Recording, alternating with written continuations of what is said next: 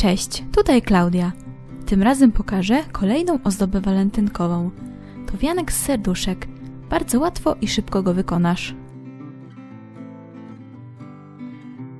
Bazę do wianka robię z kartonu. Do odrysowania okręgów użyję 2 talerzy, większego i mniejszego. Wycinam nożyczkami.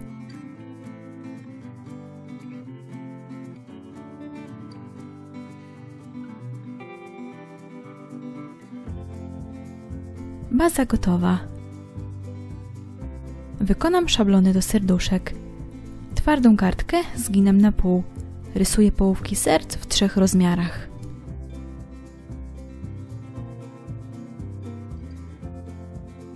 Wycinam je nożyczkami.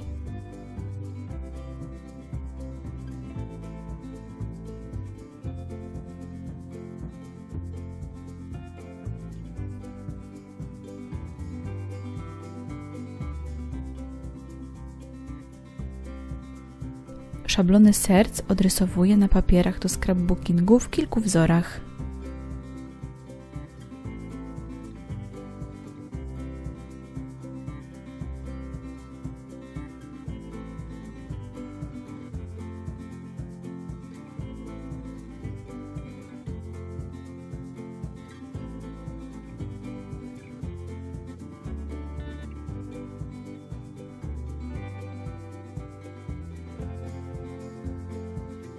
Wycinam wszystkie serca. Do bazy z kartonu przywiązuję zawieszkę ze wstążki.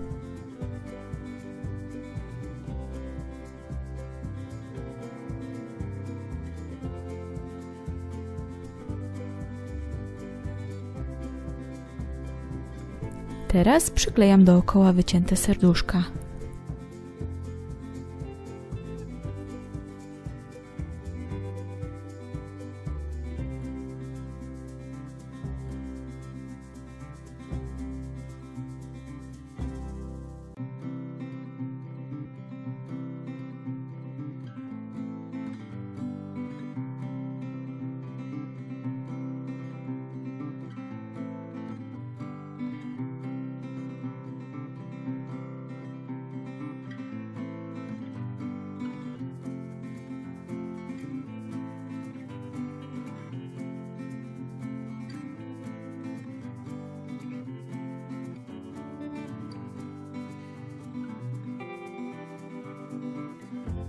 Gotowe.